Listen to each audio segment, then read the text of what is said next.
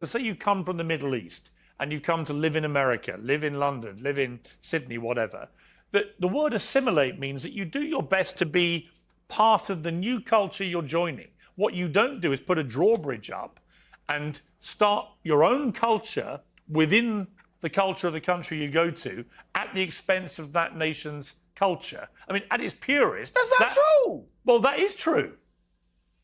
Okay, if what you just described is the case, then the Italians, the Jewish, the Polish, every group that came to the United States did exactly what you just said.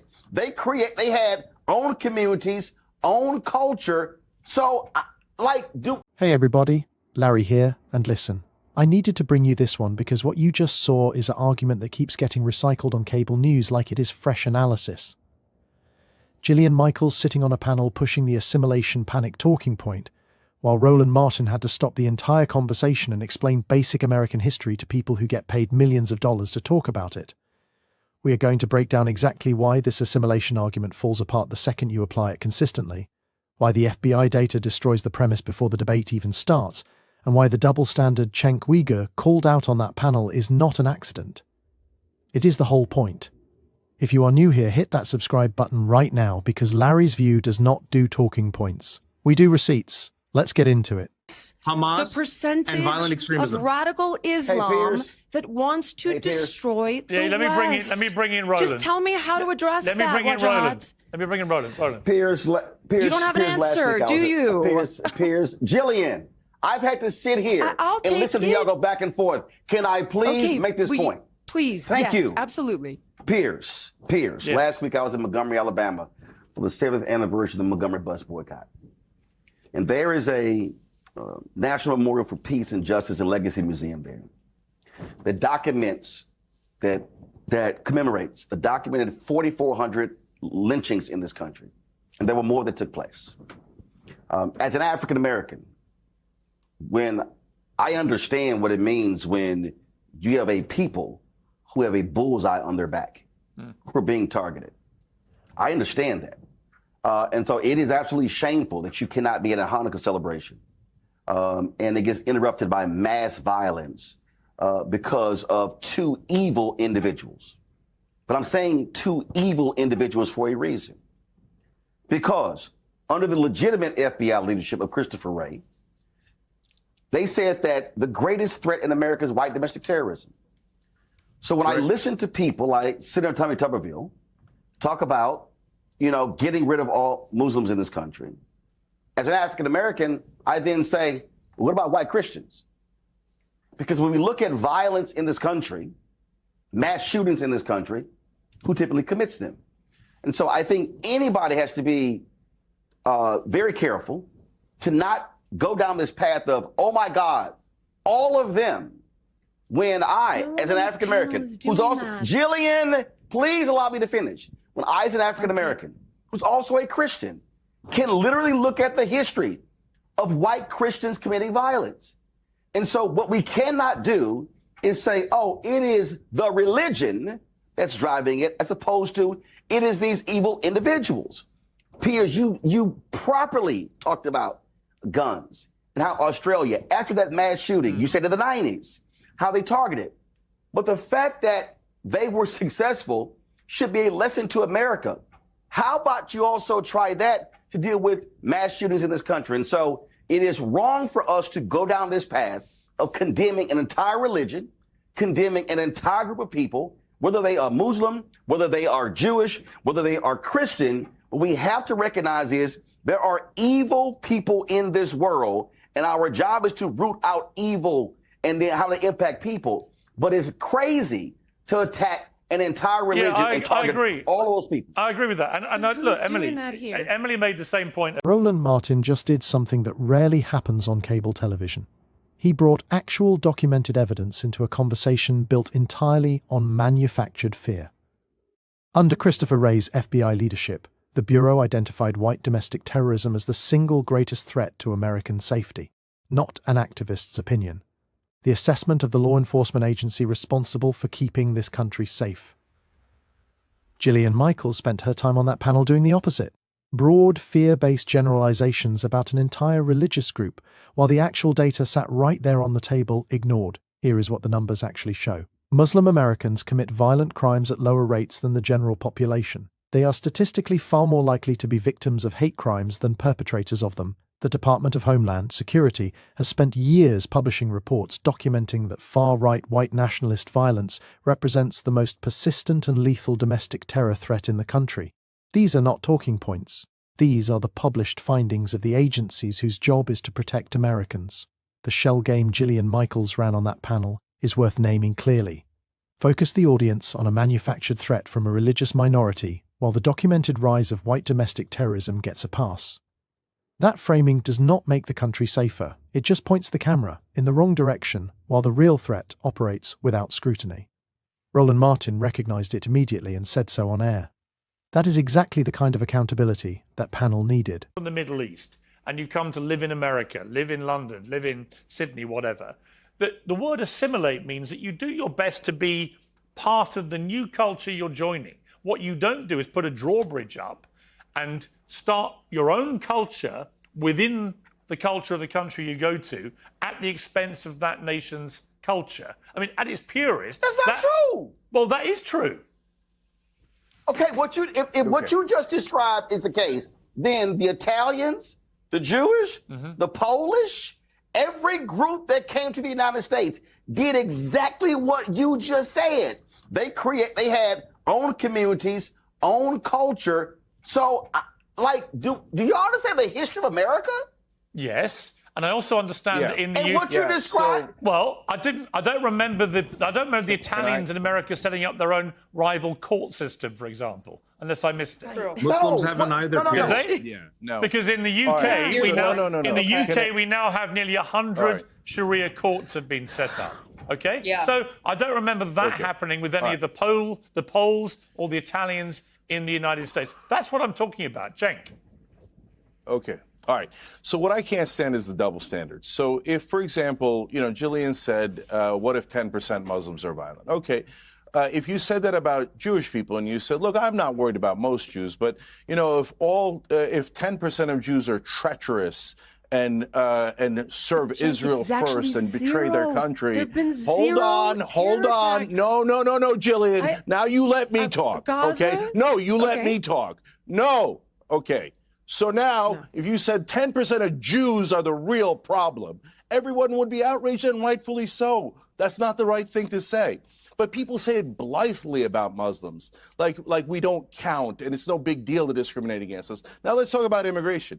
You fill out forms. If some idiot fills out a form and says, I'm for ISIS, I'm for Muslim extremism, and you don't want to let him into the country, of course you don't let him into the country. But now we're talking about Muslims at large. Wait, that's a totally different thing. By the way, are we doing the same thing for Israelis? Are we having them fill it? Hold on. Are we asking them to fill out a form? Are you against murdering 20,000 Palestinian kids? And if they say, no, I am for it, and I like what Israel did, are we banning them because they're sick, violent extremists who don't mind the murder of 20,000 children? No, of course not. In fact, when you look at the forms right now, what we're asking in entering our country is, what are your views about Israel? Who gives a damn what their views about Israel are when they're coming to America? Why are we asking about a different country? What I care most about is American sovereignty. Now, Roland is right. Muslims come here, Jews come here, Italians, etc. We all assimilate to some degree. I love the Pittsburgh Steelers. My favorite food is subs, etc. Cenk Uygur just handed Piers Morgan and Gillian Michaels the most straightforward test in political debate and watched them fail it in real time. Apply your standard consistently. If 10% of Muslims being violent justifies suspicion of all Muslims, then the identical logic applied to Jewish Americans would be radioactive. Everyone in that room knew it. That is exactly the point. The suspicion is not about the percentage. It is about who the target is. Piers Morgan pushed the Sharia court's argument like it was a knockout blow. It is not. Religious mediation panels exist across faiths in the United States. Christian arbitration panels, Jewish Beth Din courts. These bodies have zero authority to override state law, criminal statutes, or constitutional protections. Presenting Muslim mediation panels as a shadow government while ignoring identical structures in other communities is not analysis. It is a scare tactic dressed up as a legal concern. The immigration screening argument Cenk raised deserves serious attention because it exposes something genuinely troubling. Current entry forms ask about views on Israel, not about commitment to American law, not about democratic values, about a foreign government's policies. Cenk is right to ask whether the same standard applies to Israeli immigrants. If ideological screening is about protecting American sovereignty, the question has to run in every direction, or it is not a principle, it is a targeting mechanism. Part of our culture. And if we said to, again, Jewish people, like we're saying to Muslims, how dare you not assimilate? What's with the silly hat and the stupid little things and the things coming out of your pockets? Why don't you assimilate? The real problem is the Jews. And they're too, hold on. And they're too loyal to Israel. And that's the real problem. They will not assimilate. All they care about is Israel. Everyone would say you're an unacceptable anti-Semite and you should be canceled forever. Listen, I've got to Muslims, okay, listen, I've got to wrap the debate. But I've got to wrap the debate. What I would say, though, is there should be lines that we can all agree to draw. One is if you chant global intifada, everybody knows what that means. There have been 2 intifadas in the last 30-odd years, and they were both extremely violent. So when people call for that and chant about it... How about the violence of the occupation? Okay. They are uprising against a brutal fascist occupation for 58 brutal terrorist years. But you never talk about the Israeli violence in the same way. When Israelis get together, I've regularly criticized occupy the Palestinians, enslave them, I've regularly criticized it. I've regularly criticized it, but when you allow... That's not the debate we have in America. When you allow, as Australia and England have done, to allow mass demonstrations, pro-Palestinian, where people chant global intifada or death to the IDF or wave the Hamas insignia, that to me all crosses a line. That's an incitement to violence. Can we be like the Israeli Australian Jewish community? The line. Wait, can I just say this to end on a positive note? Yeah. Like the Australian Jewish community, when they were given the opportunity to dehumanize Muslims and Palestinians, did you see what they did? They said, we're not going to do that. We're only going to blame the 2 shooters. And we're in this together. Yeah. Be like that, folks. Don't be like Jillian and Emily and try to go against Muslims and immigrants and all this nonsense, divide and conquer. We're all in this together. Immigrants and this is how they debate. The fact that you have to straw man arguments and put words in people's mouths shows that you have no has been blaming other religions. You call me a white nationalist. You have no idea what you're talking about. I must say, Wajahat, I've heard of some curious ways of ending on a positive note. That was not one of them. But no, that's an I've got to leave it there. I've got to leave it. It's hard to think of a less positive note you left it on than hammering 2 of your co-panelists, but we'll leave it there. I actually think what they said in Australia was a good thing, and we should all strive to be unifying forces and not polarizing forces. We started this with Donald Trump's comments on Rob Reiner. How nice it would have been if Donald Trump had come out and paid tribute to Rob Reiner, the filmmaker, because I bet he's loved his films, rather than trashing him. The double standard Cenk just laid out is not subtle once you see it clearly. Swap Muslim for Jewish in that sentence, and the outrage would be immediate and justified. That is the point. The casual weaponization of suspicion against Muslims that would be considered completely unacceptable if directed at any other religious group in America runs through this entire debate without anyone on the other side blinking. Piers Morgan's assimilation argument erases 150 years of American history to make its case. Irish Catholic communities built their own parishes, schools, and social clubs. Italian neighborhoods maintained their language, food, and cultural identity for generations. Jewish communities preserved religious law, dress, and tradition while building some of the most significant civic and economic institutions in American history. None of that was treated as a drawbridge going up. It was called the American experience. The same standard applied to Muslim communities today would settle this debate before it starts. Sociologists have documented for decades that immigrant communities maintaining cultural ties while participating in civic and economic life is not a failure of integration. It is the mechanism of integration. The communities that held on to identity while planting roots built the engine. Demanding erasure as the price of belonging has never produced the unity Piers Morgan claims to want. It has produced resentment, exclusion, and the exact radicalization that the Department of Homeland Security warns about. The line-drawing debate Cenk walked into at the end of that panel exposed the core problem with how this entire conversation gets framed. Speech from marginalized or occupied populations gets labeled an immediate existential threat. Decades of military occupation, collective punishment, and state-sponsored violence get called complicated. International law is not actually ambiguous on this. Prolonged occupation and collective punishment are themselves forms of documented violence. Treating one as requiring urgent restriction while the other gets diplomatic cover is not a moral standard. It is power deciding which anger counts. The Australian Jewish community moment Cenk raised deserved more than it got from that panel. A community, given the opportunity to dehumanize, chose solidarity instead. That is not a weak position. That is the harder one. It takes more discipline to refuse collective blame when you are grieving than to point at an entire group and demand they answer for individuals they have never met.